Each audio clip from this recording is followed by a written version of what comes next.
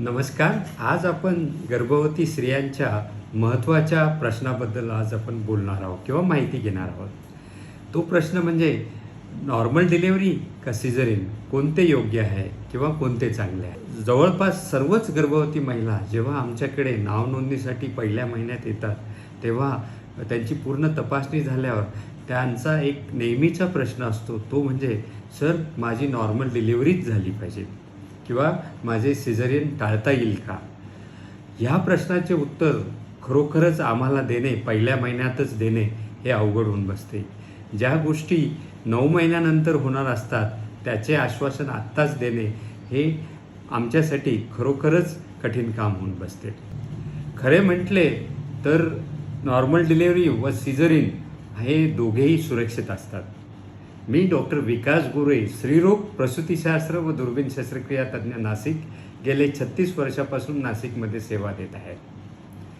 Normal डिलिव्हरीचा जेव्हा पर्याय असतो, नॉर्मल डिलिव्हरी ही नॅचरल मार्गानेच होते व त्यामध्ये रिकव्हरी लवकर होते, कमी दिवस हॉस्पिटलमध्ये राहायला लागते व रुग्ण लवकर कामावर रुजू होते.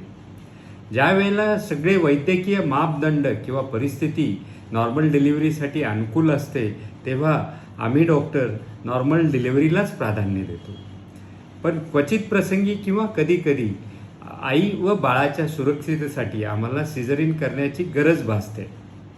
तर कुठल्या आहेत ह्या कंडिशन, त्यामध्ये काही मोजक्याच सांगायच्या झाल्या तर ते म्हणजे आपण जेव्हा 9 महिन्यानंतर कुठलीही महिला, गर्भवती महिला प्रसूती वेदनेमध्ये येते किंवा ॲक्टिव्ह लेबरमध्ये येते व त्या प्रसूतीच्या प्रगतीमध्ये किंवा प्रसूती होत असताना त्यामध्ये जेव्हा बाळाचे ठोके अचानक कमी होतात किंवा ऑक्सिजनचे प्रमाण बाळाचे कमी होते, ज्याला आम्ही फिटल डिस्ट्रेस होतोय, त्यावेळेला आम्हाला सिझेरियनचा निर्णय हा इमर्जन्सी घ्यायला लागतो.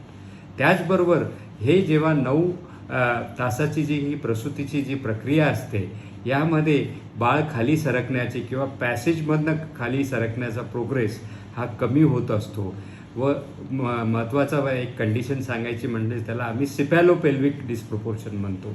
ह्यामध्ये आम्हाला सिझेरियन करायला लागू शकते किंवा क्वचित प्रसंगी बाळाचा लाय म्हणजे ट्रान्सवर्स लाय असते, आडवे असणे किंवा ब्रीच प्रेझेंटेशन पायाळू असणे किंवा जुळी गर्भधारणा असणे किंवा आईचे रक्तदाब वाढल्यामुळे किंवा इतर वैद्यकीय गुंतागुंती असल्यामुळे सिझेरियन करण्याचा आम्हाला पर्याय निवडायला लागतो. तर हा त्यांच्यासाठी हा खरोखर कधी सुरक्षिततेचा उपाय असतो. त्याचबरोबर अजून प्रश्न त्या